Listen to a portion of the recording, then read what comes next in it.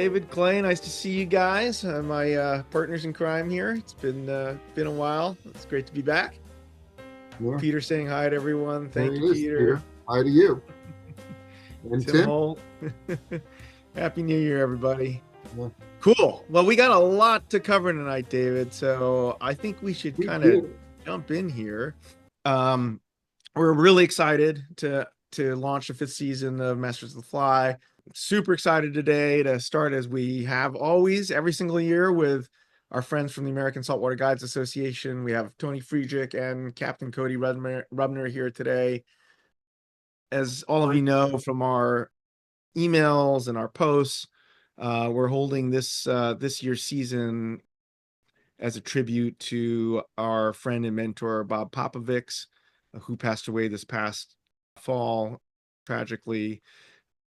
We had the incredible fortune of having Bob on 2 seasons ago, and I know everyone here misses him tremendously. But we have a lot of tires on this year who really are folks who studied with and were mentored by Bob. So we're excited to get folks' perspective on what Bob meant to all of them, including Tony today. So we'll look forward to Tony's reflections and reminiscences. February 5th, we have Steve Farrar, the famous Steve Farrar, the inventor of SF Blend. February 26th, we have Captain Henry Cowan.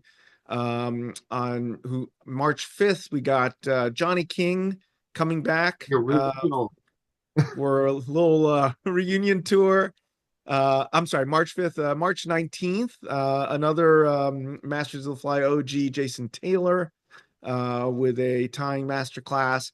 And then we've got some other special guests lined up, probably in early April. We will keep everybody posted on that as the details of that emerge. David, anything to add to that?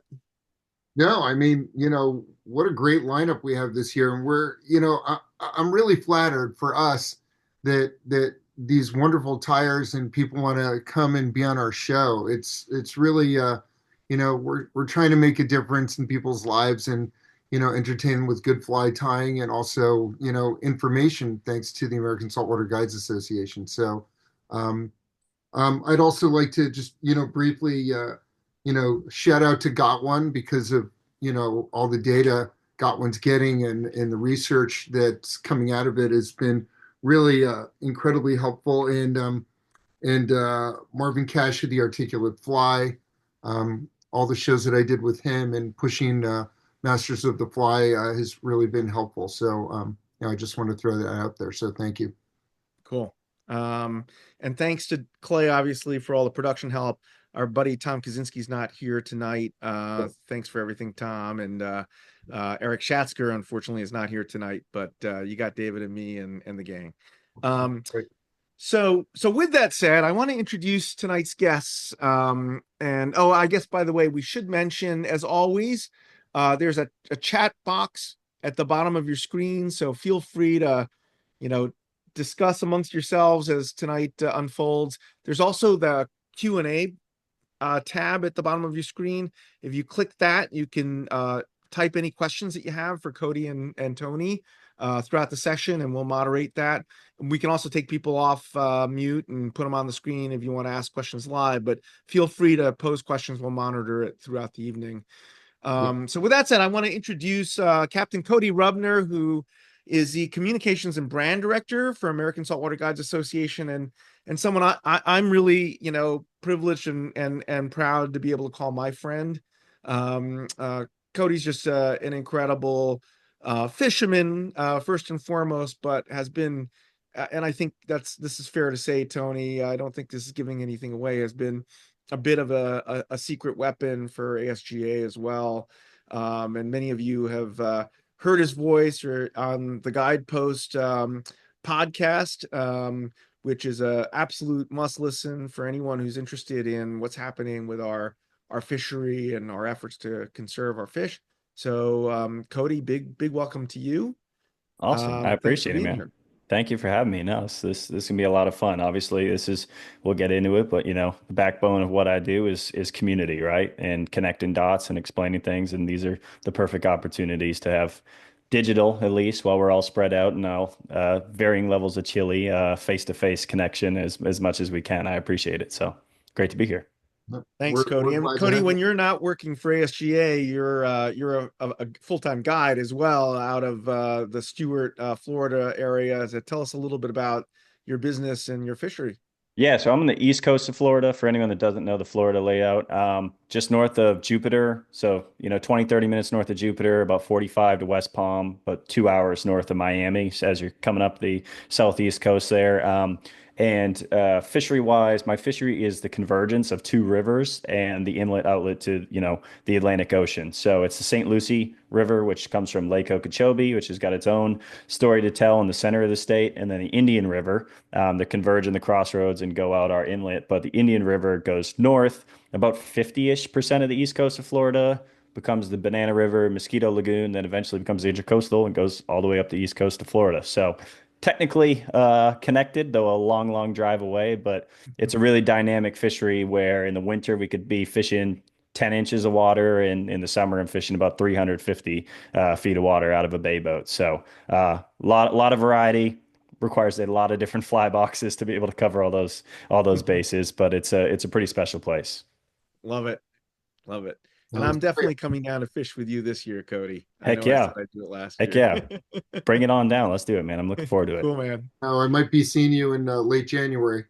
Perfect. Let's do it. I tell you, it's a lot warmer than just about anywhere else that anyone is on here right now. So I'm ashamed to admit, so I grew up in New England, but ashamed to admit I put on sweatpants before this and it's like 58 degrees here, right? So I'm sure everyone would be dying for 58. I've become a baby.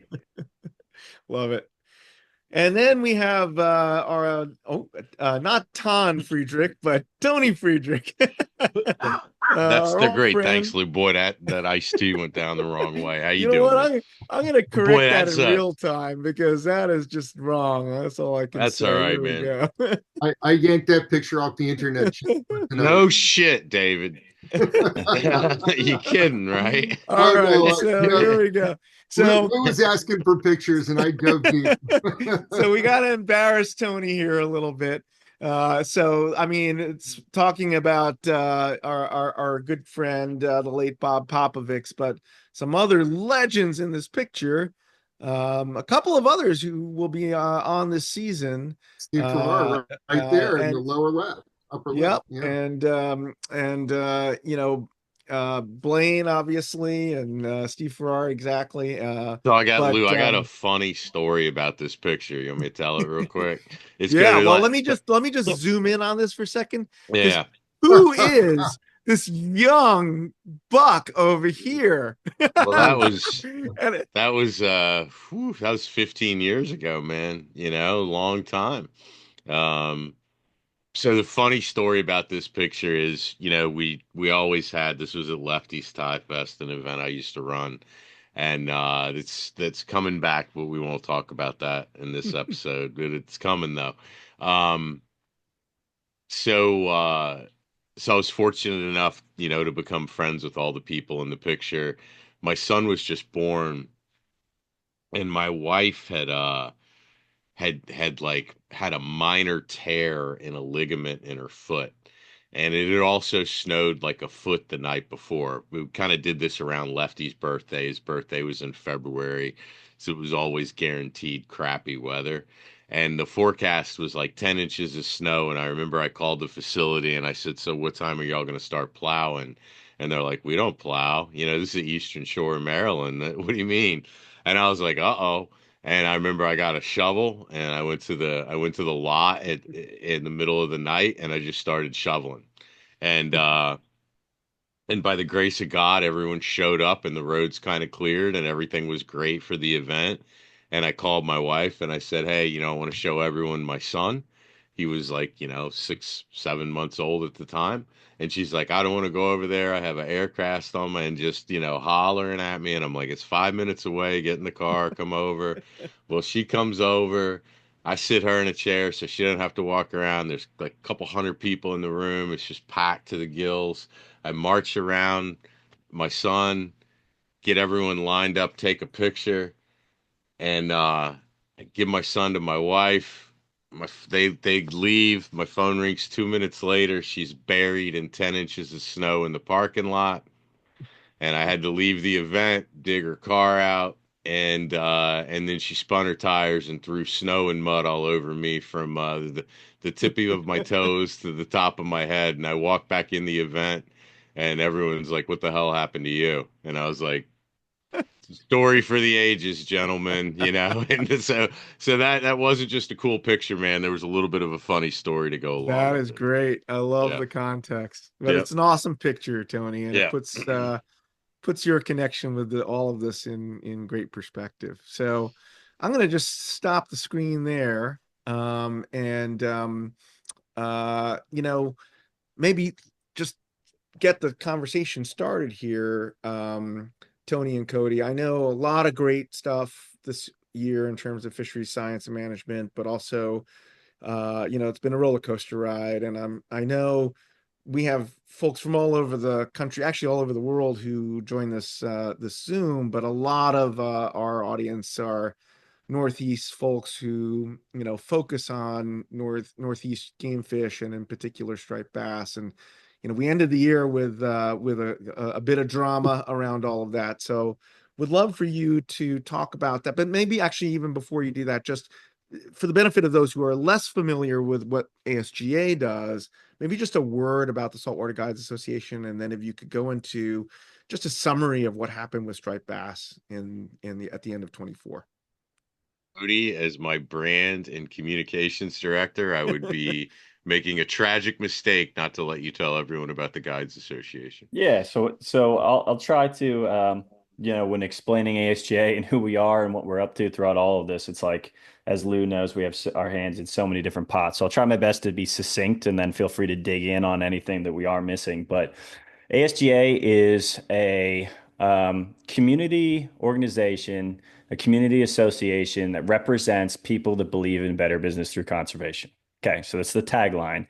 To unpack that a little bit more, who we are and what we represent. We represent any stakeholder, anyone who's a member of any of the segments of our different coastal communities who rely on our shared natural resources and want to conserve them for the future generations. And so our model for the association is built on, and we'll touch on it a lot here and kind of build, I'm sure, the conversation through it, but we operate off of an SEA model, a science, education, and advocacy. So we believe to protect something, you need to love something. To love it, you really need to experience it, but to advocate for it, you need to understand it. And so with this model, you take the science either, and that's not always us doing the science. It's you have these top researchers that we want to amplify science that's already been done, or discovering new areas that haven't been explored, and try to get the best possible understanding of the resource, which in this case is going to almost always be fish. From there, you got to take everything that you know and educate people on it, because there's this wealth of information. I have a background in science. I went to University of Maine for marine biology. One of the things I've always seen is there's a major disconnect between the scientists, the policymakers, the people who interpret the science and make decisions off of it, and the community, who relies on the resources and who should be represented as constituents of those policymakers. And that big gap in the middle between those three, if it was a Venn diagram, would be ASGA. So trying to take what we learn about these fisheries, about our shared resources, and educate and empower our community members who rely on them. And then from there, convert it into that final step, which is advocacy, which is, okay, you care about something and this is what you know. How do you take that and do something really impactful and really efficient? Because there are a lot of ways. This is the politics of fish. And as we know, politics are very crazy nowadays. And so, how can we be most efficient? And I don't want to go too deep, but one of the things that ASGA is really focused on is not teaching people what to think, but teaching people how to think, how to speak, how to learn about what our shared resources are, and how to implement that to be a better advocate for your shared resources. So Mm-hmm. at a very high level, that's who we are. It's what we represent. I always tell Tony, we're an organization. There's different spectrums or different regions on a spectrum of, like, maybe how formal an organization is, how very scientific in structure they are. And on that spectrum, we're a little bit more grassroots. We're a little bit rough and rowdy. We're a little bit more authentic because we're not just the formal PhD scientists. We're not a politician, or we're our core is as people and as a brand. We're the fishermen. That's how we all got in this, and we love this. And so we try our best to always be driven by the best science. It doesn't mean we're still a little bit more rough and rowdy. I always tell Tony to know ASGAs, to love us or hate us, and both of them are okay. But we just need people to know and pick whether we're a good fit for representing them. So very high level pitch at ASGA. Happy to dive in anymore, and I'm sure Tony has a little bit to elaborate on.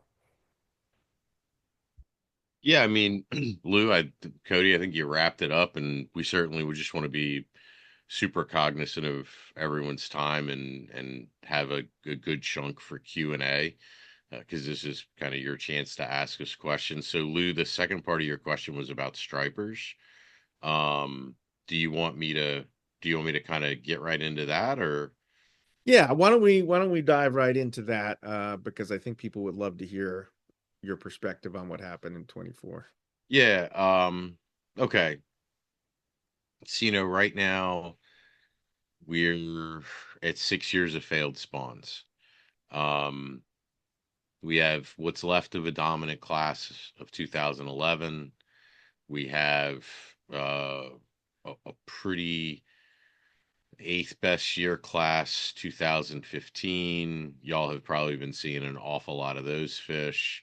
And then you have a little bit better than average year class in 18 that's entering the slot right now. And then really after that, there's not a lot. And I think everyone's hopefully nodding their head on this, the seeing kind of like a bizarre lack of smaller fish. It's really hard to get people to understand, what's coming when you see those 15s and 18s and maybe some 11s, some real good sized fish hanging around. Um, and as an example, if y'all had a run of big fish for any length of time this year, I was talking with Lou about this earlier in the year. If they were the real giants, the fish over 45 inches, those are probably from the 1996 year class.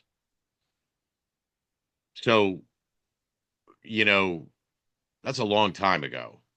and and Yeah. these fish can last a long time. So it kind of gives this false sense of hope when you see some fish, but top to bottom, evolutionary spawning strategies, everything, stripers are really best off if they have if they have like that nice pyramid structure. A whole lot of small fish, kind of a lot of medium-sized fish, and there's kind of less and less when you get up to big fish. So, we've had a real hard time getting it through to people who are seeing like periods of good fishing that bad times are on the way. And I guess Cody and I have probably heard it all, from their spawning in Canada to there's mysterious northern rivers that are carrying the population now. And every young of the year report we get for the Hudson, from from obviously anywhere in the Bay, Delaware Bay, even the Kennebec up in Maine, it's been pretty bleak. Um, so we've obviously been pushing hard for conservation because we know what's coming. I live on the bay. It's pretty bad. So we are trying as hard as we can, everything we can, to hold what we got, to hold the fish that we have. We need fish to spawn. So recently we had kind of an emergency meeting in December. We'll call it like an emergency meeting, a specially scheduled meeting to do something. And Cody can vouch for me here. When we got the rundown from ASMFC, from the technical committee, stock assessment subcommittee, I looked at it and my initial response was shit, because there were probably 4 or 5 different ways that they could kick the can down the road. And that's never a good feeling when you look at a scientific update. The other thing that was working against us at this December meeting is the benchmark stock assessment is coming out in 2027 with the terminal year for 2026. So, that was another way to kind of weasel out of it. Oh, look, these numbers aren't finalized. It's, the moons and the whatever, and the wind's blowing this away, and we need to wait for the benchmark stock assessment. So ultimately, in December, we were stuck in an addendum process, and that is going to last at the very least until October 2025. Unfortunately, that's going to put the 2018s directly in the meat grinder for this year. They're going to be in the slot. A lot of them are going to get killed.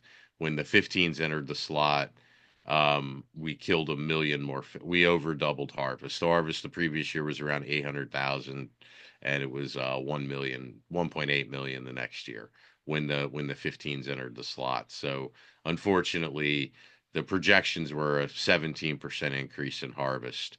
And that's probably what we're going to see this year. Now, I say all that, and it seems like a lot of doom and gloom. But what I'm going to tell you is where I live. I mean, not everyone probably watches the weather of the eastern shore of Maryland, but on Monday we got 14 inches of snow, 13 inches of snow. It snowed again 2 nights ago, 4 inches. It's colder than a well digger's armpits here. It's just nothing but ice, and I felt like I was living in North Dakota the other day, like all the fields, just snow blowing across the road.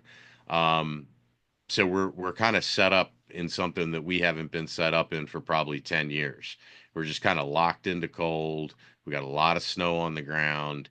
And, I mean, the stripers were in the rivers before Monday, in some rivers here.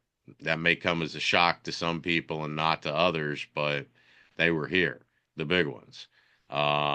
So they're not hanging out and playing canasta. They're in the rivers for a reason. They don't like being in the rivers. So here's my message to kind of everyone.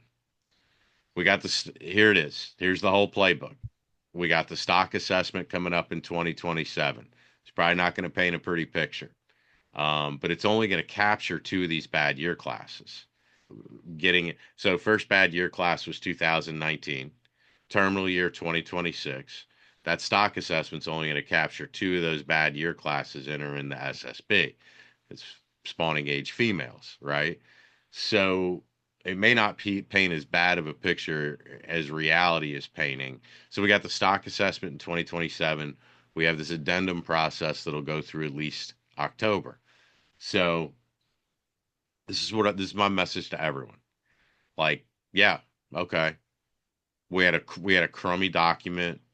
We had questionable science, and there was 4 or 5 other things that happened that I'm happy to get into if we run late on this. But all I can say is we were not set up to win the last meeting, so we took a loss. Buck up. We need everyone. This isn't over. Stripers are tough. They've come back from worse than this. But what we need more than anything is voices that aren't afraid to speak up and say what they want for stripers. And again, like Cody said, you don't have to 100% agree with us, but our solemn promise to you is the information that we put out is there to help you make your decision. It's not to support our decision. We're going to tell you what the situation is, and we're going to tell you why we picked what we picked for management. It's going to get worse before it gets better. But you know, there's nothing that stripers have never been through before. Yeah. And we need you now more than ever. If people are saying, "Hey, they're not listening to me. I put all this time in. I made this comment. I don't want to do this." That's okay. I mean, I understand. Sometimes I wake up in the morning and I feel that way. But we're going to keep on chugging.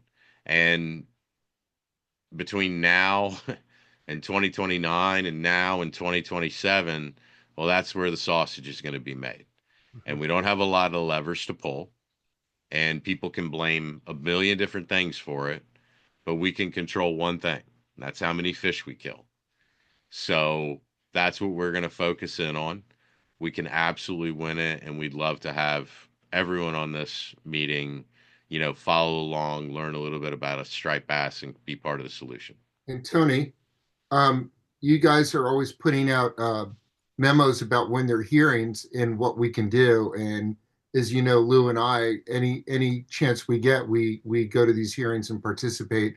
And everybody who's listening here can do the same thing. And that's really important. Make your voices heard.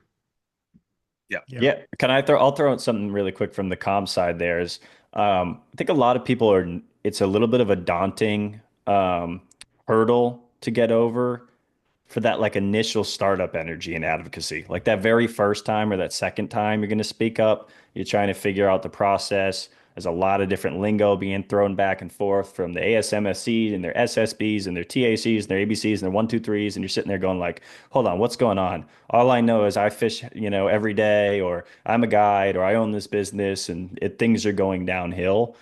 There isn't really a bare minimum. Now, you shouldn't get someone off the street that's never heard of a striped bass and tell them they should make a public comment. But there is no level of mastery to attain to get over that initial startup energy, to get into advocacy and start participating. And when we see some of these public comments, whether they're written or on one of these calls that you guys have all attended, some of them can be short and sweet.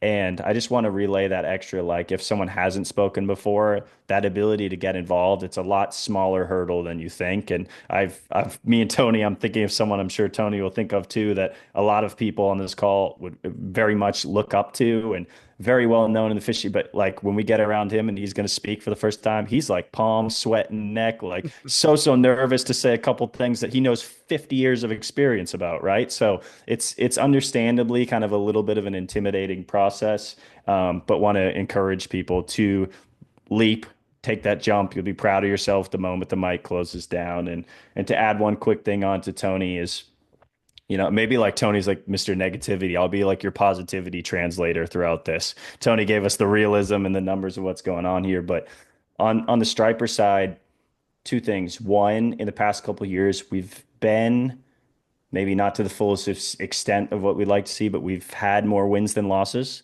There has been positive momentum in stripers in the last couple of years. And on the, was our voice really heard? We submit thousands of comments, couple thousand, and you don't get the result you want. But there was a key comment in this December meeting that was someone who maybe doesn't agree with definitely does not agree with ASGA, but maybe our community at large here. And their point was kind of like they were getting disgruntled, upset. Like, we need to find new people to hear from because I'm getting sick of all these conservation minded people, thousands of them always making their voice heard. So, like, when we didn't get the result, but your voices are definitely being heard because the people who don't agree with us are starting to get pissed that we're so loud. So, the only answer to that is turn it from 10 to about 16 on the dial. So let me just help sort of connect that dot there, because So Luke, can I just I'm not trying to step on you. They got a couple of questions in the Q&A, but I just said I will answer these questions in the A part of the Q&A. So let's keep rolling. Fine. I'm just recognizing the questions. Yeah, no, I saw them. They're good questions, and we should get there as well. So we will get to them. But maybe just taking a step back, and as someone who, Cody, to your point, I mean, I've spoken at a couple of these things. And yeah, it's like you think like, who am I to speak at this? I don't know anything. But actually what I found was that whatever the session is, whether it's ASMFC or when we were down in Louisiana with LEWF, they actually take these comments really, really seriously. Like, hearing from the fishing public is incredibly important, and it's actually quite gratifying. They're very appreciative when average anglers speak. So, Cody, maybe for the comms person here, how do people know? Like, even for me, sometimes I don't know exactly when a meeting's taking place, or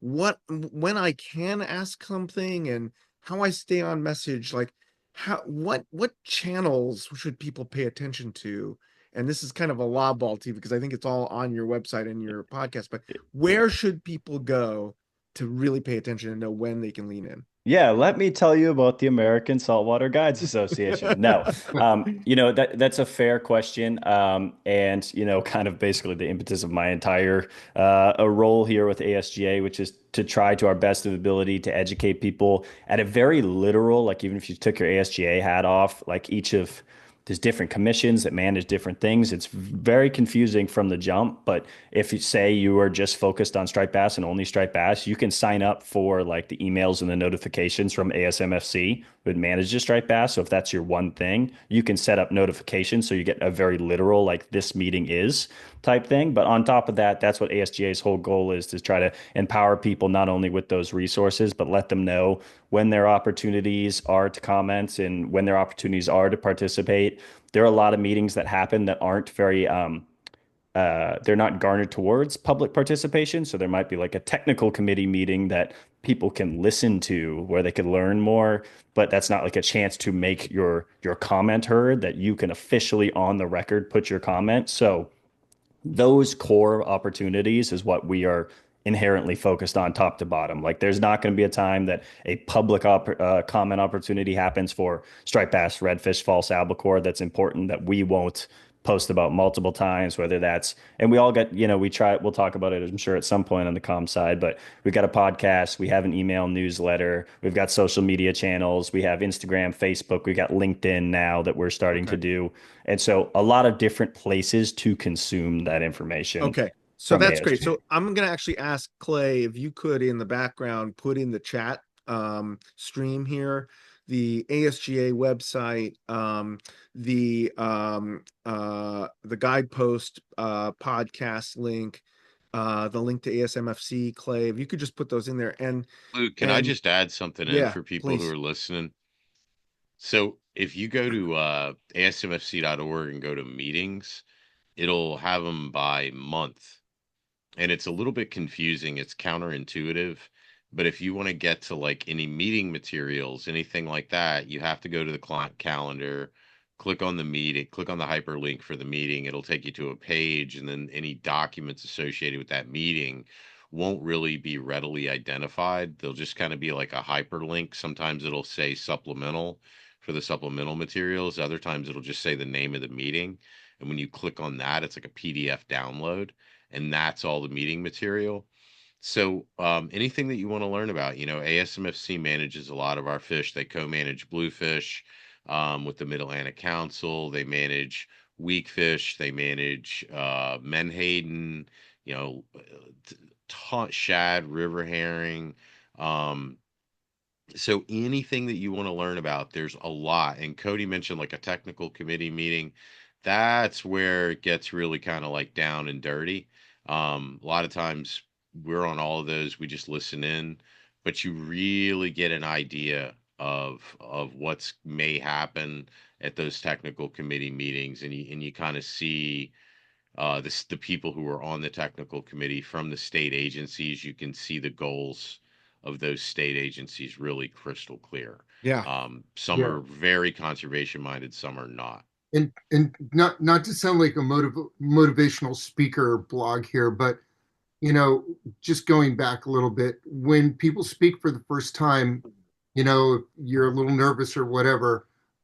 Just think of it this way: if you speak with your heart, it'll be much easier to present your thoughts and feelings, and those are really really important. You don't need to spew statistics or read something off a paper. Just say how you feel, and that's going to go a long long way.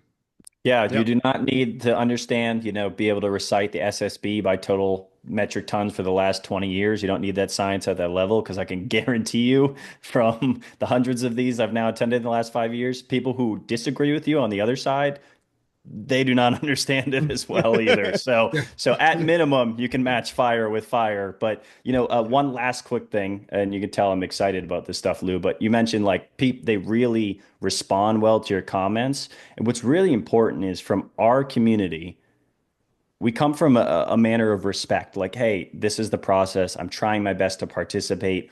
within the guidelines of the process, when I can comment, how long I can, what I should talk about.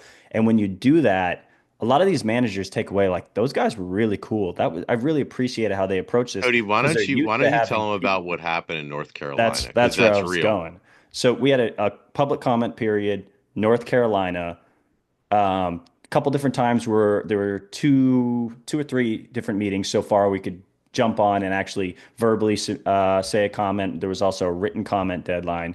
The written comment deadline was 140, 147. I don't have a number in front of me, or 167 to one, right? 100 and whatever that exact number was, pro conservation, one single person that disagreed with us.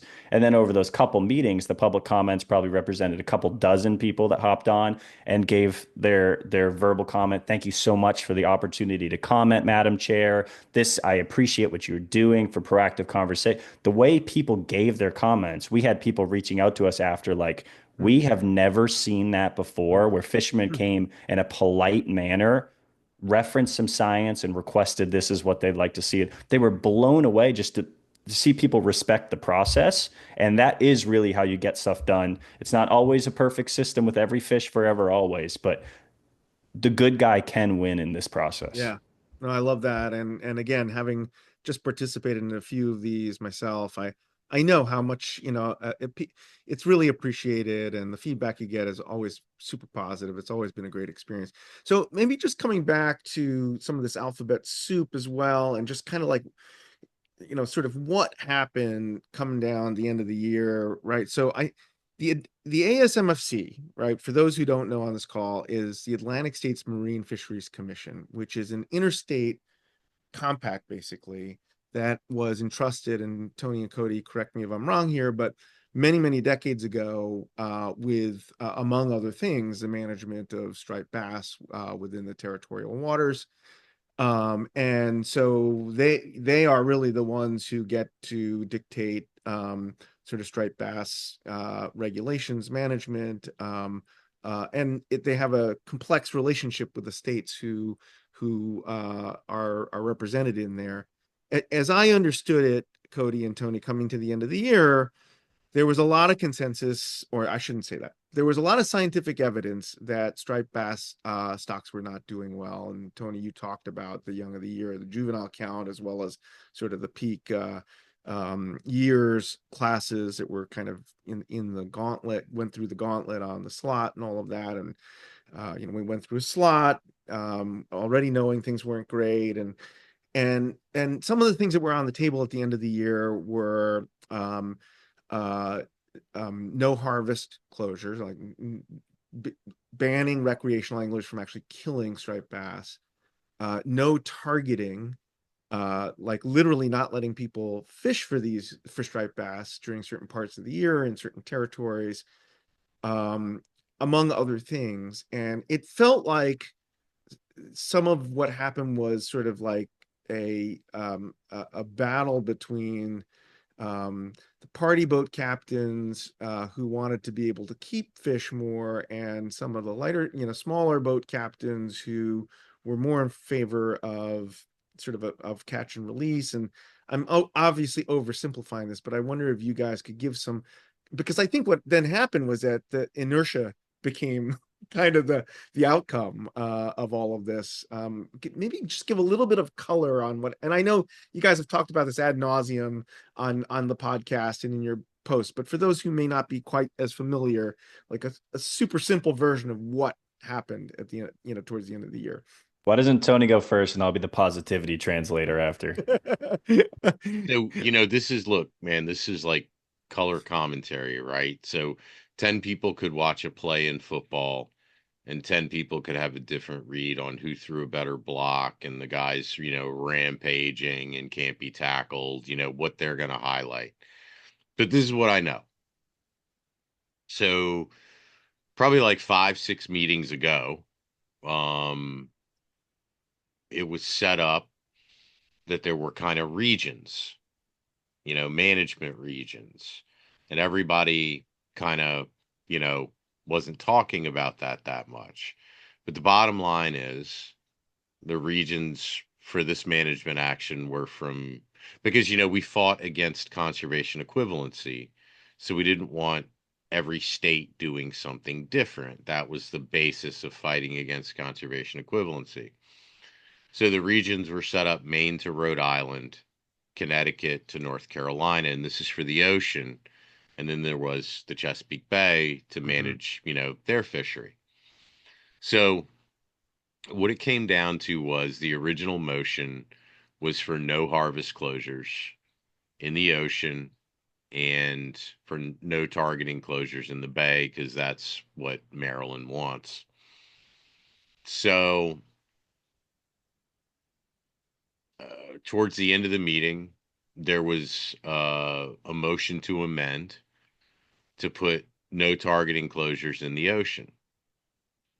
And that's when you saw Connecticut and New York drop off the votes. And then that motion failed, and then the motion bounced to start an addendum. So what I can tell you is New York and Connecticut were pretty solid on voting. So as long as I'm talking about this, Lou, James had a question. Yeah, I was going to go there. Go ahead. Why don't you answer that question? And I'm just going to go on ahead and just read James's question. Who comprises the ASMFC board? Did any of these people have experience in fisheries? Listening to the meeting after the fact, it doesn't seem that there's a level of actual education in the fishery. So let me break that question down into a couple of compartments, James. Good question. Thank you for the question. I think it dovetails into what I'm saying.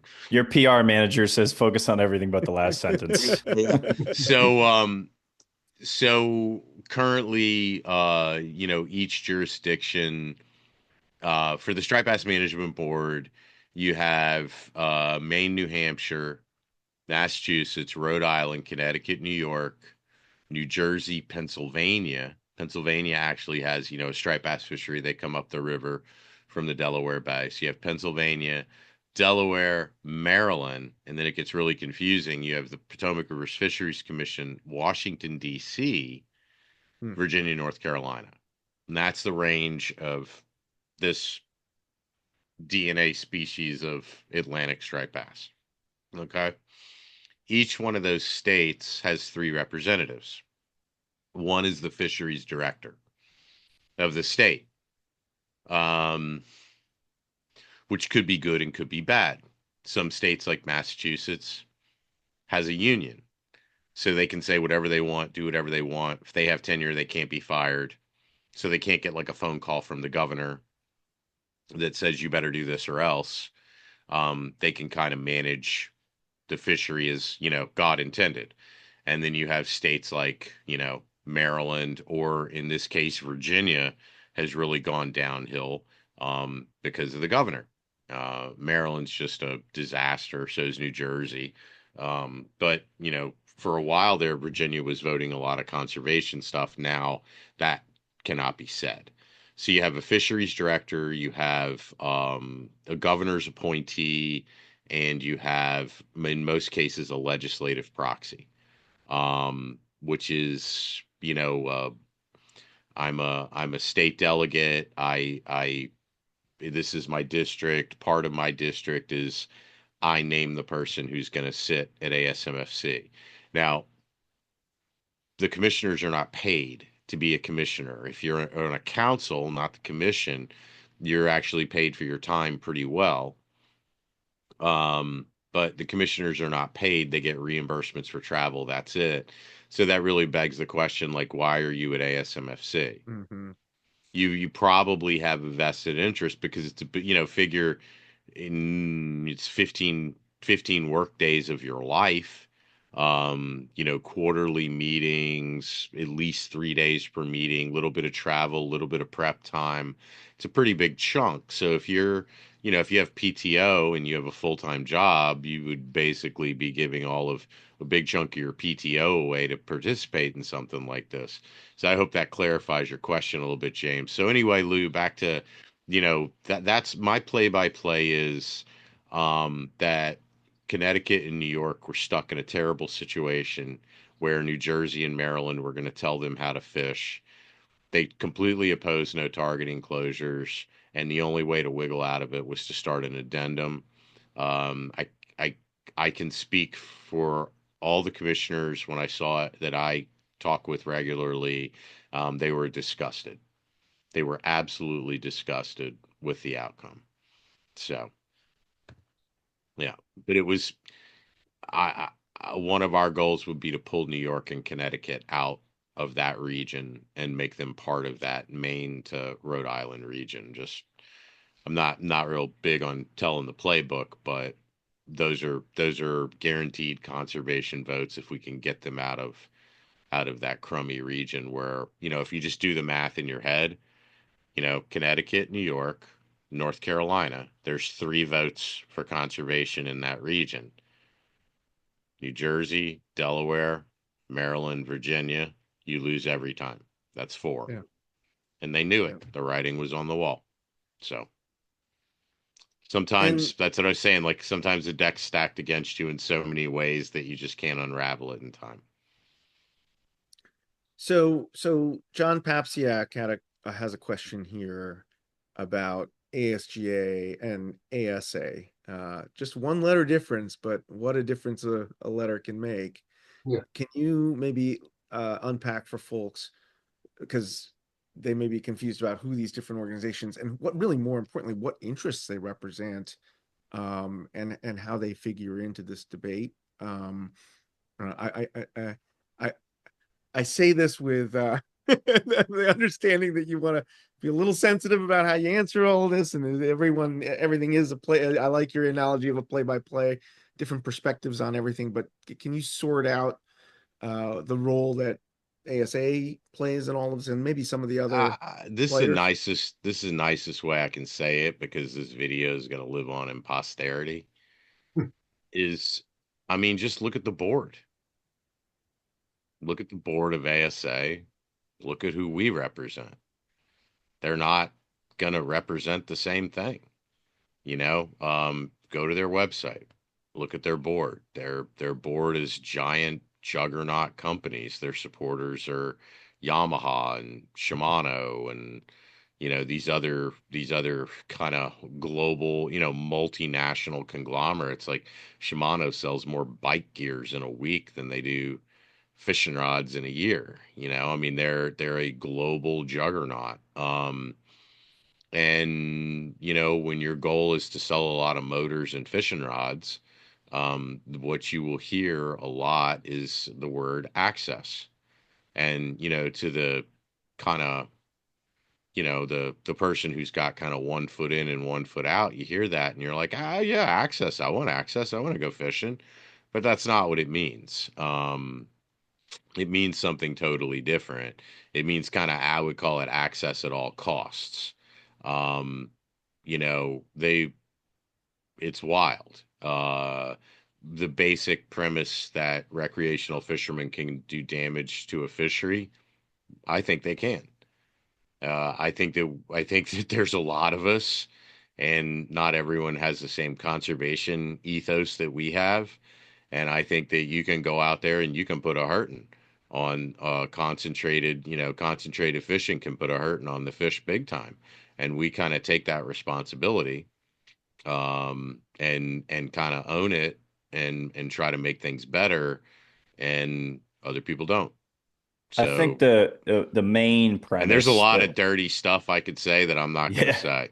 Yeah, the There. the cleanest and simplest way that I would summarize this is our focus is advocating on behalf of the resource, right? So the voiceless. So striped bass don't get a say in how they're managed and how they exist, right? So if the sole focus is to make sure that I, Cody, have access to fishing and I am able to fish, you know, unrestricted by any sort of, regulations or anything. If my main goal is I should be able to fish and that is the baseline, then that's one mentality.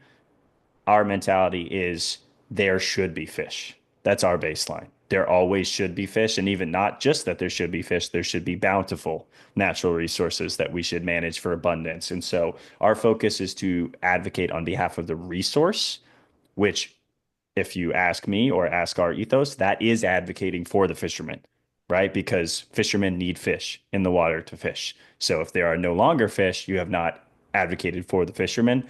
Others take the route of the fishermen first. And so I think that's the cleanest way to summarize I compared would, to you other could say groups. quarterly profits Is would your be another goal way to is your goal define to it. always get the most out of it, or is your goal to make sure that it's always there so that you have it? Those So are I mean, those are two different paths. to kind of put a fine point on John's question, it's a fair question, and we're pretty transparent people. Is there any relationship? I don't think we're allowed within 100 feet of each other. I think there's maybe a couple of court orders in some jurisdictions that like I'm not allowed with very close to them, and like I think the judge called it arm's length. I'm just kidding. There was not a judge ruling. Um, so no, we don't have a relationship with them. Um, the few interactions that we have not been very productive. And you can listen to the last meeting, and Cody referenced the comment by the ASA member that said that basically none of your voices matter and they're going to start looking for other voices. And that was so shocking to all of us because what have you been doing for the last 50 years, 40 Mhm. years that you've been the trade association? Mhm. Not much if we're kicking your ass in 5 years and I have a teeny tiny little budget. So, Word for word, it was don't talk to the same folks that you've been talking to all the time. Find the people who care about this resource and value it in a way that their voices should be heard too, which doesn't make sense. And that's what we'll do as an association ourselves. And our cleanest response to that is you had a bunch of years, so why haven't you done it? If Yeah. those voices are out there, and I think there's a dynamic shift here that people should be excited about. That's not just about ASA and ASGA. It's about how our fisheries are managed proactively. And fisheries have always been managed historically, basically all the ones that we care about, because we don't talk actively about how fisheries are managed that are doing well, right? You get the ability to enjoy them. No one wants to do this type crap. It sucks. Let's be honest. But the ones that are in the shitter, excuse my language, it's because we break them down to zero and then try to find a way to build them back up. And ASGA's mentality is like, let's not get them all the way down there. So that way it's take a little now instead of a lot to try to save that back. And there's a mentality shift right now going on in fishing that's making some uncomfortable who've been involved in this for a long time. And these are the type things I think you see coming from those waves. Tony, there's a question that leads me to a question from Jerry Tussig. Um, I- and he's talking about how the head boat guys claim their business model can't survive if their clients can't keep fish. Well, that's so Cody and I can pull up. See, I got a band of little black ops dudes who work at the Guides Association. And how many Instagram screenshots do you want to see from the party boat crowd out of New York and New Jersey that start with caught and released 458 Mhm. stripers today, kept our boat limit, steaming out tonight. See book another trip for tomorrow morning. So like what you have to realize is this, and I appreciated the way that the gentleman wrote the answer to James's question. I'm looking at it. That's what they say. It's not true. I know what's true because I've heard them say it to me to my face. They don't want a lot of fish because if there's a lot of fish, everyone can stand on a beach and catch them, and they don't have to pay to go out on a party boat and stand elbow to elbow with 100 other people and just be told, drop your line, reel it up, blow the horn, we're moving to the next spot, whatever. They will, if you can get a couple of beers in them and get a shred of honesty out of them, the first thing that they will tell you is they do not want a lot of fish in the water because they want you to charter them. Now, if you look at if there were a ton of fish in the water, they'd be booked a year and a half in advance because the people on our guides' boats want the overall experience. So I would say it's a flawed business model. Mhm. And we are not in the business of keeping 40-year-old flawed business models in business. Like Cody said, we advocate for the resource. And it extends out that concern extends outside stripers too. Like I said, I'm based down here in Florida, and it's we need to see a death of the dock shot and redefining success in fishing. And that's not to people want to couch ASGA in a lot of different labels. We're actually not anti-harvest at all. We're not catch and release only at all. We're not a bunch of guys who well, we have a bunch of fly fishermen. We're not a bunch of guys who just want to catch one on a fly, kiss it, fondle it, let it go, and see. It's not you can feel free to harvest a fish. You can fish in the way that you want to, but we need to redefine success as just if you filled the cooler with every possible fish that you were legally allowed to, or sometimes on top of that as well. That's not success nowadays. And you're selling yourself short as a guide. I know that the party boats are a little bit different, the head boats when it comes to stripers, but talking fisheries management in general, you're selling yourself short on what the experience is and why people are going fishing. And that's not to say that their goal can't be to keep a fish for the table during that trip, but everything that they learn, the things that you enable them to do, the places that they cannot access without your expertise, all these things that go into it, you're really just selling your short as a captain or as a mate if, the cooler wasn't filled and you failed. And in reality, we know that as fly fishermen, sometimes some of your best days were 1 or 0 fish days, right? And that doesn't need to be the standard or the goal, but it's a mentality shift is again, I guess, So going to be a theme. let me say one other thing because there was like a follow up. I don't want to like just skip over James's original question because he asked about no targeting. So here's the deal.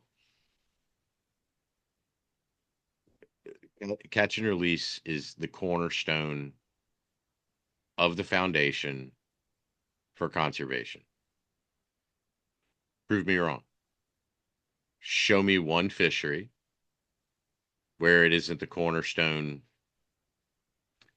of conservation, whether it's largemouth bass in lakes, trout in streams, other saltwater fisheries, bonefish, tarpon permit, even snook. Snook are, excellent to eat, but it's still primarily a catch and release fishery. Even, to a certain extent, redfish in a lot of ways. Um, so, I mean, you could even argue, 70+% of bluefish are released. So, it is it is the cornerstone. So when somebody says no targeting closures, then they're eroding the cornerstone of conservation. Mhm. Um, that is a way where kids can still experience the fishery. I use this analogy, right? So a long time ago, a lifetime ago, I was an electrician and like a commercial industrial electrician. And I remember the first couple of years, I only got like 2 weeks off a year. And like, you got Christmas off, but you had to work the next day. I worked every hour overtime I could. I did everything I could to make more money and get more hours and get closer to get my master's license, blah, blah, blah. So imagine if I rented a beach house and I wasn't paying too much attention to the striper fishery, and I had my 2 kids, my wife, I go to a beach house, I go to the tackle shop all excited that my son's going to catch his first striper from the beach, and they look at me and go, "Oh no, you picked the wrong week. This is no targeting closure." I mean, my answer would be, "How much is the ticket? Just write me the fucking ticket. Write me the ticket." Right? Sorry about that. I don't want to get this banned That's all from right. You're YouTube. good. So write me the ticket. I don't care. I'm taking my kid fishing. I got 4 days off. I'm not going to get off again until next year from work, and I don't care. I really don't care what you say. I mean, it's just to me, it's abhorrent. These idiots are talking about equity that catch and release fishermen have to pay for something. Well, I mean, we've gone from a peak of 27 million trips to through wave 4 we had 9 million trips this year, and like wave 5 and 6 were not as good as they have been in previous years. So like, how much more do we have to give up? We went from 52% of the mortality down to 40%. So when you start doing the math in your head, if you drop like 11, 12%, and that's only with 9%, you know, release mortality, how many less fish are actually being handled?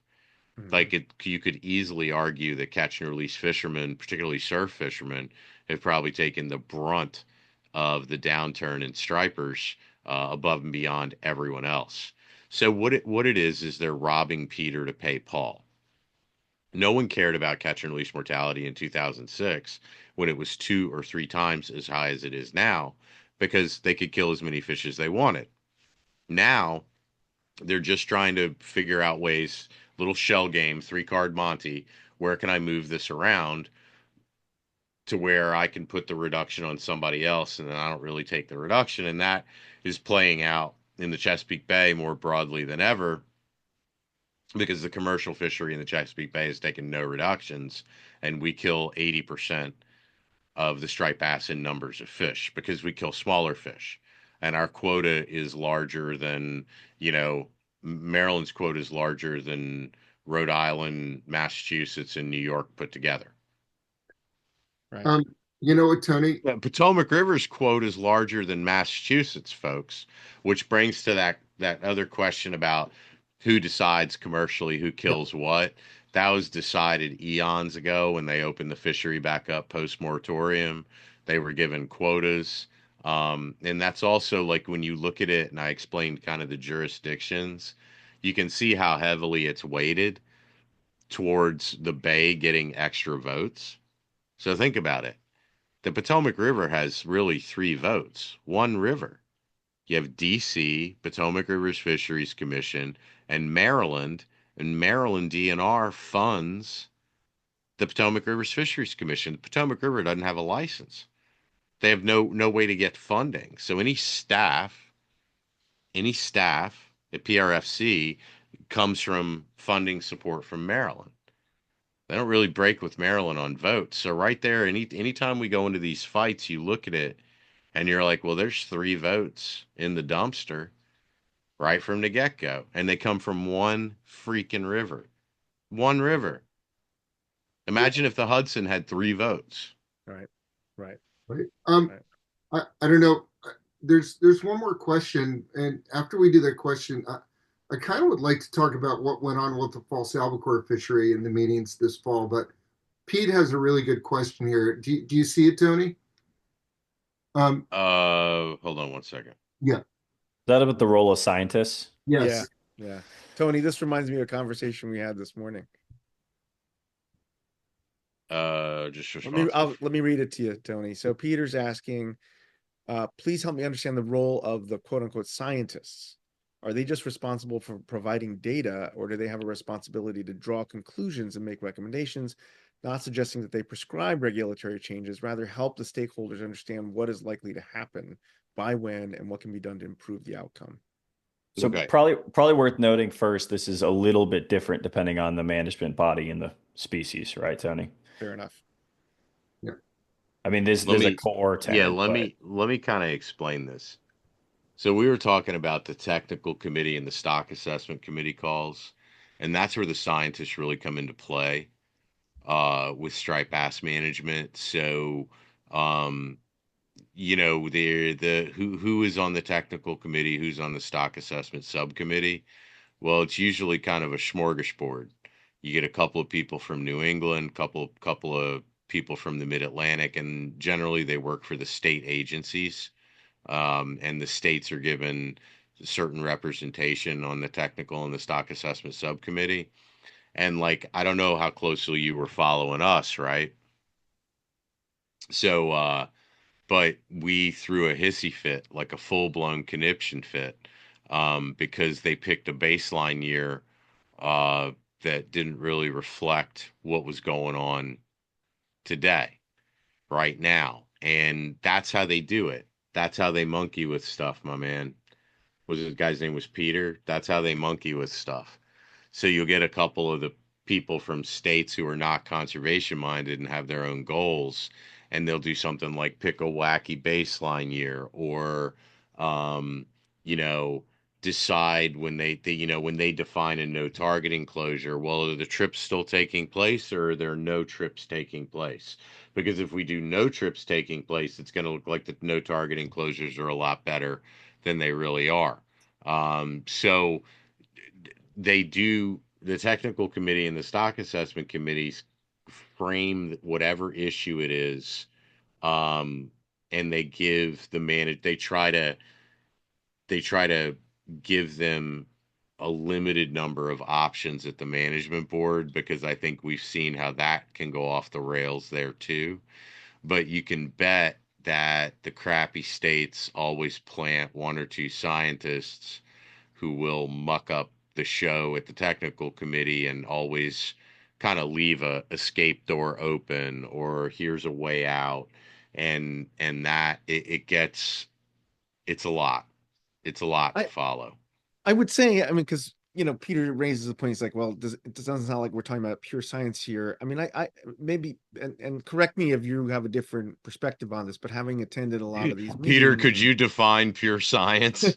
I mean, I'm being honest, buddy. but Like, but yeah. let me maybe just say something in defense of the marine scientists. I mean, and fishery scientists. I mean, even in states and sort of in within management sort of agencies where we don't necessarily get the result we would like. I mean, I have by and large seen the scientists behind it really aspire to provide reasonable and scientific data about what's going on. I think that there's a difference between that and then how it Oh gets no. construed, right? Oh no.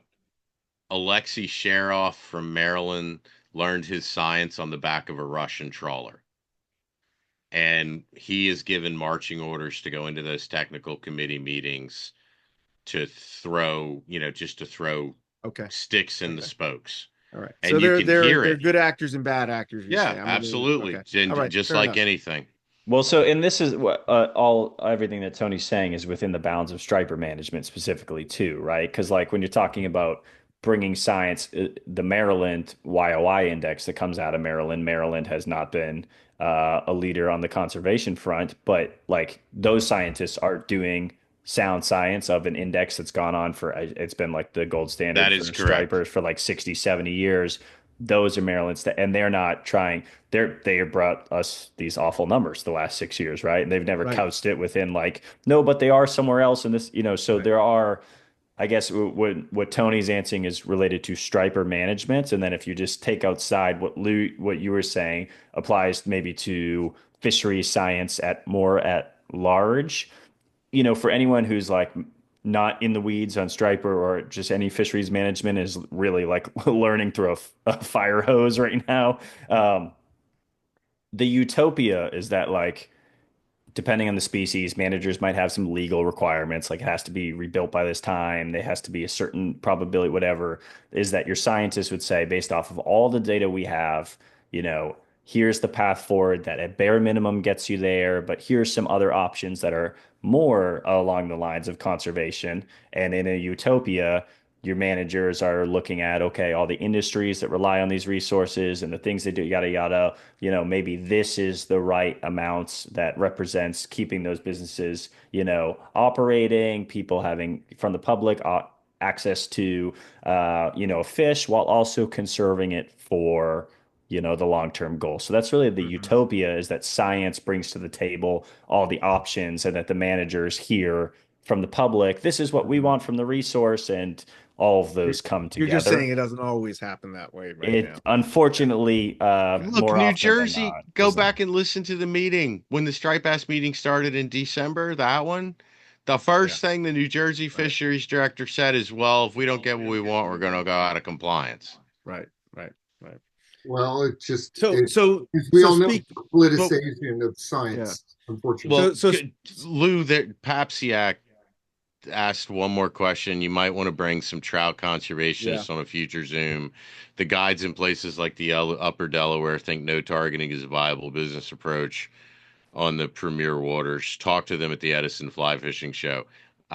John, I hate kind of doing this because, we can't, it's not like a fair discussion because I'm on the video screen and you're typing stuff in, so I'd be happy to discuss this with you further, but a couple of things that I'd like to point out is the upper Delaware is not the ocean. I can put three wardens on the upper Delaware and probably cover 20 miles of it in a jet boat, and I'll find somebody who's doing something. Try to do that in the ocean. And I don't see a lot of people fishing for smallmouth bass, bluegill, catfish, suckers, whatever else is in the upper Delaware. All I have to do is say I'm fishing for bluefish, albies, whatever, and I'm not fishing for stripers and I can't get a ticket. And if you don't believe me, Virginia didn't write a single ticket on the Potomac when they had a no targeting closure in a year. Not one. Not one. And that was on a river too. So imagine the ocean. And when you're given 57 options, or 27 options, my bad, for management, and no targeting closures are rated the lowest, the worst out of all of those. I'm not giving up the businesses of our people who treat the fish the most considerately, teach their anglers the best. I'm not giving that up for one single second, and I will fight to the last drop of blood in my body that there will never be no targeting closures in the ocean because it's complete and utter bullshit. The SSB was a third of what it is now, and people were out there targeting striped bass during the moratorium, and they came roaring back. So it's a shell game. Don't drink the Kool-Aid. All they're doing is just figuring out a way to rob Peter to pay Paul. And I will not ever step off this mountain. If there's something in the bay, if the upper Delaware guys are saying, oh, don't fish for trout when it's over 70 degrees, I 100% agree. And if somebody wanted to actually do a meaningful no targeting closure in the Chesapeake Bay that said, when the water temperature gets above this, we can't fish for them, go for it. And you know what? When the flats was open, that's how we used to fish. There were 4 buoys on the flats that had temperature readings, and if they exceeded 65 degrees for a 24-hour period, the flats was shut down. We couldn't fish it anymore. Why? Because in purely fresh water, once you get above 68 degrees, mortality goes from 8 to 18%. So that was a science-based closure. We're a science-based organization. But just robbing people, Peter to pay Paul, knocking my people out of business because it's punitive and they don't like us, let's be honest. We're causing them problems. They don't like us. They want to hurt us. That's it. So Tony, let's wrap up the striped bass discussion, and as David was saying, but one last question from Bill, and I appreciate the sense of humor with this, because I think people would like to know what they can actually do to help. And Bill says he's, as a New Jersey resident, short of sinking some party boats, what can you do? Don't sell yourself short, Bill. Cody, this your world. Well, I mean, participation in this process is critical. And outside of that, the ability to connect, it's thousands of people submit public comments, right? But there are, so like, I think the last process, like I think in December, maybe a couple thousand. What was the total comment, Tony? Maybe like 3,000. It might even been a little bit less than that. Okay. There are way more than 3,000 people. Let's just use that number that fish for striped bass along the East Coast. And we all have different goals, but it sounds kind of cheesy and like rah rah, here we go. But like getting other people involved in this process, it is a numbers game, and continuing to debunk myths that are out there. I mean, we're fighting an uphill battle with having honest conversations about this. And I guess maybe I'm answering this, Lou, from my side and the stuff that I do, but Yeah. trying to keep these conversations around management of striped bass as honest, as tailored towards the best available science and transparent as possible. It is critical. I mean, that's the only path forward. If you Oh, don't fight Cody, this way. what do you do? People keep coming out saying, what do you do, right? What do we do? So let me, it'd be really helpful because I don't know where these people are from. I know where some of them are from, and 100% of what Cody said is correct. So Maine, New Hampshire, Massachusetts, you guys are in a pretty good place. Your people aren't moving too much, right? Rhode Island can get iffy on certain issues every once in a while. Connecticut's a pretty strong conservation state, and New York, I mean, I cannot say enough good things about the fisheries director that y'all have. I've known him for over 20 years. He is a good man. He is a good, honest man. He gives everyone a fair shake, and that's really all you can ask. Now, the poor souls who live in New Jersey, Delaware, Maryland, I mean, Virginia, my message is November 2025. You will have a new governor, and depending on who that is and where they come from and what they believe in, your world could get infinitely better. So when you look at states like New Jersey, Maryland, Delaware, and you look at who's on the Striped Bass Management Board, send a letter to your frickin' governor. Because I can't tell you how many people from New Jersey that have sent emails and nobody ever responds to them, to the various commissioners. It's kind of pretty disgusting. And this no response, don't care.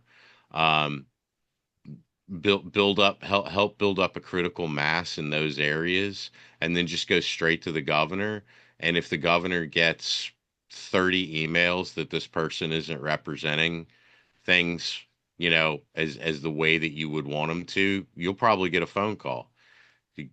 Set up don't be afraid. They're not untouchable. They're your elected officials. You could email the office and request a Zoom meeting. Get to know the people. It's the long game. It's not going to be a bad thing for you to know a couple of staffers in the governor's office. I can promise you that. And the other thing I can promise you is they might not even know what's going on. Mhm. They might not have any idea. Tony, I want to So jump in on the fact that you said like you get 20 people together and then 20 emails sent and suddenly you got a call and some attention. One thing, I'm a younger dude, obviously earlier on in my career in this world, but one of the things that was very surprising to me as a young adult, even within the last 8 to 10 years, realizing these people in these different positions, whether it's a county, state, or if you're talking federal fisheries or other federal policies, like they represent hundreds of tens of thousands to hundreds of thousands to millions of people. You'd be really surprised how like largely unengaged a lot of people are from that. So like gathering 20 people who are local to you who care about striped bass and would send an email. Hey, we're all going to send an email tomorrow. All of us know 20 people that are your close fishing network locally. That's surprisingly a lot more of it's not a light jab. Like in certain areas, that can be more of a haymaker than you think to Mhm. getting someone's attention. Because when it comes to especially these topics, I think James said it was like 2,800 is the number, like, millions of striped bass anglers. That's a small percentage of people engaged, and it's a lot easier to get your public representatives' attention than you might realize, and be able to start. You don't need to build an army of 10,000 people in New Jersey to cut. Maybe you might, but jokes aside, you can really make an impact with dozens of people. And Mhm. we've seen that in ASGA's Love that. impact at scale is still in the grand scheme of the community that we believe we represent. We're a small portion. You just got to be really vocal. Um, Love and that. we talked about involvement in the beginning, and you guys really, crossed the I's and or crossed the T's and dotted the I's, and something happened. I'm going to switch over to false albacore now because something happened at a hearing in North Carolina this past fall that was really, really important and had a profound effect on the fishery. And if you guys could address that, because for those of us who have a huge lack of striped bass in our fall fishery, this is vitally important. are you talking about our board member getting assaulted or the first regulations? The first Uh, regulations, I don't want to oh, talk okay, about the yeah. assault. I Yeah, wasn't. yeah, I yeah. needed. I Positivity just. manager. I just needed clarity on that. If it was our. If it was We our. could talk There. about that too, Them. but Them having to stop the meeting because our board member was assaulted, or the guardrail management. So I'm happy to report that in North Carolina in particular, we're at like step 3 or 4 of getting some very basic guardrail management for false albacore. But even more exciting, and I think what a lot of people will start hearing in 2025, is that there's going to be a tidal wave of New England states that adopt regulations for both false albacore and Atlantic bonito, because I think a lot of people saw more Atlantic bonito than they'd seen in a very long time this year. And we were just kind of screaming from the mountaintops, kind of, in our inner circle of state agencies that are supportive of us, that like can't we ever have anything nice? Like, wouldn't it be nice to catch instead of 1 to 3 pound Atlantic bonito? Wouldn't it be nice in a couple of years if y'all were catching 6 and 8 pound Atlantic bonito and it was a buffer to get you over the striped bass hump? So we're really excited. You know, Cody will share the information when we can share it. But you know, I would say by the end of 2025, when we were looking at zero regulations for both species, you're probably going to see no less than 4 states implement management for either false albacore or false That's albacore and incredible. Atlantic bonito. That's And so that's awesome. that's based on the science that we did. And if y'all bought a hat from us, if you bought a shirt, if you just sent us a straight donation, if you membership money, that all piled into that science. Lou partnered with us to collect release length data on false albacore. That science piled on, and we've kind of been able, thanks to all of you, to present an undeniable case that these fish are important and deserve some level of management. Is it So, worth like a 2 minute like rapid recap on that science, Lou? Yes. Yeah, Should I we? think that'd be great. oh, Okay. Cody, Yeah, please. Let me freestyle again. Like we could tangent off for hours, but the Albie project, a couple of years of tagging research using two different styles of tags. The most rudimentary being a spaghetti tag. So, like I'm sure y'all have seen some of the photos, the little red dart coming out of the Albie. Okay, you stick that in a fish. It has no electronics or information. You only gain information if that fish is caught again. And then you learn from two data points, right? With a lot of questions. Then the core of our research was around acoustic telemetry. So that's equivalent to phones and their network of towers, right? When you go by a tower and your phone pings off of that tower. So there's a bunch of us receiver arrays up and down the East Coast of the United States. We deployed acoustic tags in false albacore. There were different sets each year. They have a couple year lifespan, and or excuse me, these ones had a 1 year lifespan off the jump. And you deploy these, and you pick up a ping every time that fish swims by one of your receivers. So now you're starting to develop even more data. And what we documented was these fish move in such an incredible way. There's been a lot of inferences about the connectivity and what these fish do during seasons and where they are and how they behave, but management is driven by science. We talked about that SEA model. So this is the S, and what we learned is that these fish are connected, one connected stock across the East Coast. So we deployed through the first 2 years, all the tags were solely south of Cape Cod between the islands, Nantucket and Martha's Vineyard. Those fish behaved in very incredible way. I would say incredible. These fish closed the gap in their coastal migration between Massachusetts and North Carolina or Massachusetts and Florida within a few weeks. Like Yeah, incredible. some one of the albies tagged swam in like a month, and we know fish don't swim in a straight line, right? So he came inshore, he went offshore, he ate a bunch of snot bait, he denied every one of our flies on a random Saturday, right? Like that fish, yeah, it might have been Lou. I think you saw this fish specifically. Yeah, I'm sure I Um, did. in 30 days, he went from Massachusetts to the dry Tortugas off of Key West in Florida, right? And what we also documented is these fish did not only move south, they came back within that 1 year time span. So you have this coastal migration that happens annually. And suddenly you start to have a conversation on the management front because Florida has no management for albies and they also have no commercial limit. You have these fish that are getting slaughtered some places for bait, other places they're a prize. We fish some of the places that, a lot of our participants in our community fish. They're a prized possession, right? Like we want to go out and catch them, largely release fishery. Another thing we learned through this process, right?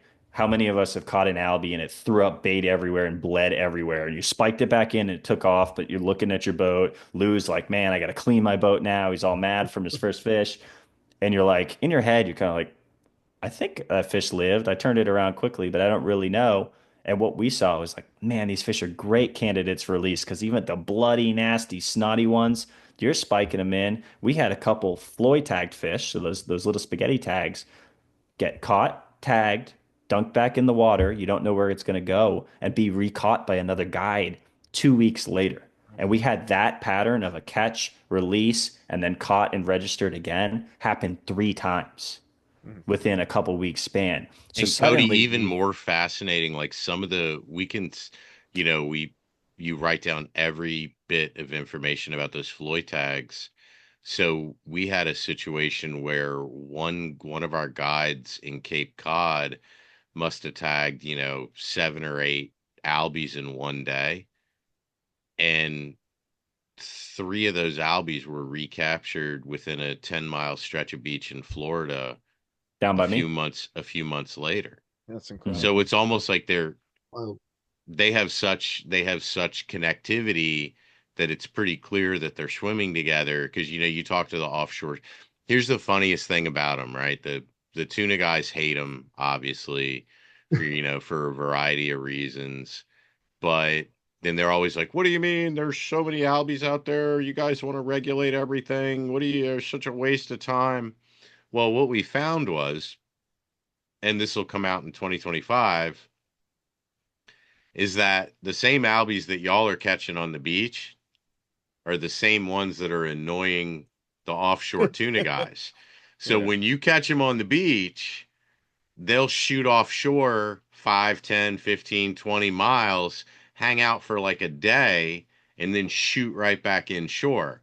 Now, I don't know, are they feeding? I don't know. I didn't ask one, but I know that they're doing it because we can watch them. So it's, like the tuna guys are like, there's so many of them. And I'm like, it's the same fish that the people on the beach were catching yesterday.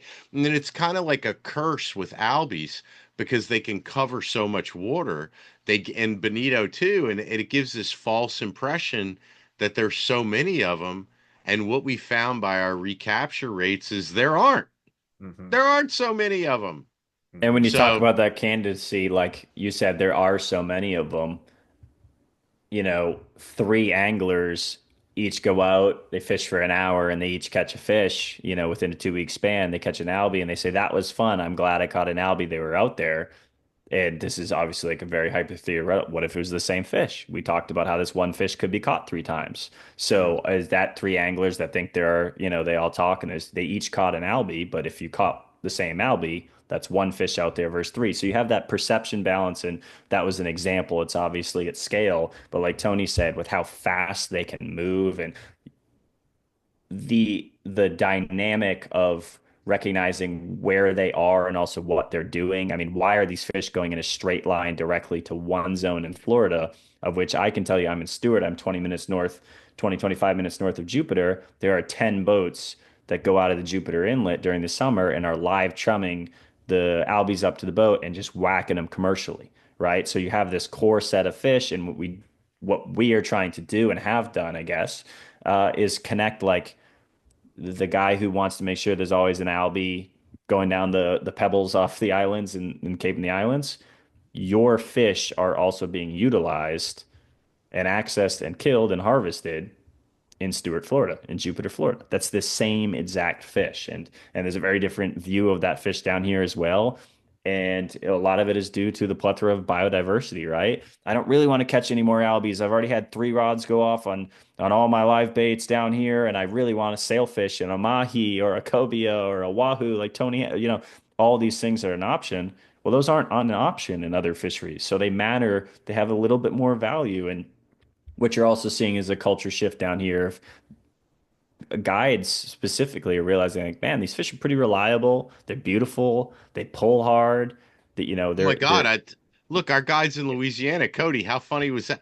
yeah. So our redfish guys in Louisiana, they will run across open water, to go from one part of the marsh to the other. And they may say, okay, there's big redfish here, there's slot redfish there. They do catch some tarpon, they catch some jack crevalle, so they can cover, some big water in between where they're going. And one day they text me and Cody a picture, and it's acres of albies. And what are they doing? They don't know. They're throwing like giant crab flies meant for like 40-pound redfish. You know what I mean? So they send it back. They send a message back, and they're like, "My God, look at this! We ran across this going from A to B." And they're are these Albie things that y'all? And we're like, yeah, yeah. And we kind of told them what to use. And the next day we got pictures of their anglers with these huge grins holding up these like 7 to 12 pound Albies. And they were like, oh my God, they caught, 1 billion of them today. This is awesome. I found something else that my anglers like catching. And we were like, Duh. That's what we've been saying for like that's what we wasted all this money on this on all this science, man. So even it's like all you have to do is catch a couple and you're like, that was cool. That was pretty awesome, you know? Well, you know what? Nothing like biodiversity to make a good day of fishing. Well, that may be a really apropos place to kind of wrap up as we run out of time here. But I think the fact that, a lot of us obviously here in the Northeast, we kind of got beaten up a little bit through the whole striped bass process towards the end of the year. But, there's so much going on. There's so many battles to fight. And I think, the Can I leave people with a couple of thoughts on this, Lou? I'm gonna make you sure, go for happy. it, Tony. Go for it. Yep. We're going to win. Winning is not linear, So look at any sport you ever played. I don't care if, my son's like on the debate team. He's not like a football guy. He's on and he takes losses and comes back and that's where you learn the best from. And you're not going to win everything. But like what is a better thing you could be fighting for? Y'all have all spent a crazy amount of time on here listening to us talk about it. You obviously care about it, and we'll teach you. And like, you don't even have to agree with us on everything. Just be a part of it, be a part of knowing that your voice was heard in some fashion and you do make a difference. And if y'all didn't make a difference, we wouldn't spend so many resources on trying to teach everyone up and train you. Like it is disappointing. It hurts. You love these fish. You want things to get better. You're on the side of right. You got science on your side. And then you turn around and you get caught with a haymaker and you lose one. But, who doesn't get up? I mean, who does not get up when they get knocked down? The one thing that determines success in life is grit. It isn't how much money you got, how good looking you are, what your emotional IQ is. It's grit. So like that's what we got. And if you get too tired and you can't make a meeting, it's okay. Next man up. Next man up. But then we hope you come back for the next meeting. Everyone's got a life. So do what you can. When you get up in the morning and after one of these meetings and you look in the mirror and say, you know what, I did what I could. That's all that we're asking. Yeah. And we're not geniuses and we don't think we're right about everything and we don't think we never make a mistake. So just teach yourself up, come to your own conclusions and fight for these fish if you love them. And I promise you, you have my word when the dust settles and it's all over with, your kids are going to be catching stripers. These fish are going to come back. You're going to be a part of the win. And I think that's just something great in your life that you can look back on. And, when you're an old man and you're catching stripers, you'll have a better connection with them when you ease them back into the water and you'll sit there and think of your head like, maybe this is one of them that I saved 20 years ago. Right. I love it. I Tony, love it. I thanks. don't think there's a better way to end than that, Yeah. and I just want to say I tried to type it into the chat, but for some reason my thing isn't working. But I really want to thank everybody for sticking with us and make your voice heard, as we discussed earlier tonight. It's a super important thing, and it's going to help us to win the war. Each battle is its own thing, but it's going to help us to win the war. Um, And and I'd say one other thing, folks, we are of trying to course, practice gratefulness. And I don't care if there was one person on here, 100 or 50 or 60. We're very grateful for all of you because you took your time on a Sunday night. There's a football game on. Um, you took your time to listen to us just babble on about this stuff. And Cody and I will leave this being crazy grateful for each and every one of you, because without you, we don't have much of a chance. I'm actually So, pissed at everyone because now later on this year I'm going to feel that requirement to represent these. It's you guys just lost me so much sleep, so many days. I'd rather be doing other stuff. Thank Well, you. well, No, it's that brings us to something. We're going to be on a different night this year, and hope everyone can tune in. What night are we going to be doing, Lou? We're going to be on Wednesdays, That's and right. we'll send out the agenda to everybody shortly. But Wednesday nights at 8 through February and March, and maybe even into April. But huge thank you to Cody and Tony. Thank you, guys. David, obviously, big thank you to you, Clay, everybody else. Big thank you to Anthony Lagonzo, who's on tonight, who put together our incredible sizzle reel for those of you who Yeah, haven't that seen was it on our great. YouTube nice. channel and on And Instagram. and But in a our next guest, special, yeah. Oh yeah. but just I just want to say again, a special thank you to Tony, to Cody, and to the American Saltwater Guides Association. You really have been the champions for all of us, and we're deeply appreciative of all your hard work. So, Well, I and I think you appreciate could, all y'all. Thank you, My guys. my closing statement to everyone is the best disinfectant is sunlight, and we want all these conversations to happen in full transparency outside, and we want to be available to everyone. So like there are nights where me and Tony text back and forth, like you can direct message us with a specific question about a specific science point, or very generally just how do I get involved. Anywhere in between, when you get a message back, it's me or Tony. 99.99% of the time we're available to you guys. Please reach out directly, and we do everything we can to be as straight to the community as possible with all this stuff. Yeah. that's awesome. Thank Thank you, you Cody. so much, Cody and Tony. And so February 2nd, I think it is, begins our Bobathon, Sorry. Yeah. February 5th or is 5th, C sorry. for R. Yeah. And February 26th. Let me just put it up on the screen Yeah. real fast. So everyone has it here. But the next session will be February 5th. It's a Wednesday, as David mentioned. Yep. Steve So Farrar. It just a funny story.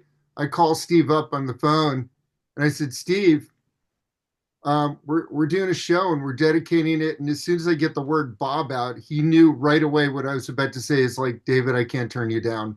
I know you're doing this for Bob. So it's going to be really interesting conversation with Steve. yeah. So I'm really And and looking forward to and that. maybe on that note, Tony, not to put you on the spot for the final word, but can you give us one word about what Bob meant to you, and or so just I'm something you not, remember about him? I'm not, I want to just frame this. I'll say it real quick. I was, me and Lefty were real close. Me and Bob were friends, but I don't want to come off as one of these people that, kind of wears a relationship, on their sleeve to get, some type of perceived credibility. So what I will say, the thoughts that I will leave about Bob is, every experience I had with him, and there were a lot, were very positive. He shared what he knew.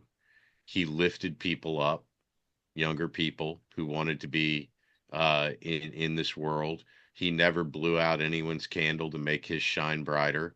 Bob, when he was younger, was picked on a lot because he tied flies different, and a lot of the purists said, terrible things about him and his flies when he was younger. Lefty stuck up for him. That forged their relationship. And, all I can say is like, take the lessons from these people and apply them to your fishing life, because the one thing about fly fishing, and one of the reasons why Cody and I think fight so hard, is that we stand on the shoulders of giants. We're all here because of them, not in spite of them. And fly fishing is this magical, incredible sport where the people who are truly the unquestioned greats, they deserve it, and they are humble, and they are kind, and they care about the history and the legacy of the sport, and they want it to continue, and they want all the good lessons to continue. So all I can say is this is the greatest sport in the world, and it's been filled with the greatest, because of the greatest people are the legends. And always have time for the younger generation, always treat them the right way, always lift them up, and understand that, as you lift people up, you're lifting yourself up too. You don't have to do it, right? It kind of happens on its own. So always remember the great things that these people did and the lessons that they taught, and just always be grateful for how fortunate we are to have men of this caliber, be the legends in our sport. And we have, man, we have some big shoes to fill, but they paved the way for that. So what a great bunch of people, and it's our job to honor their legacies. Well said, Tony. Thank Thank you, you. everybody. Have a Good great night. night.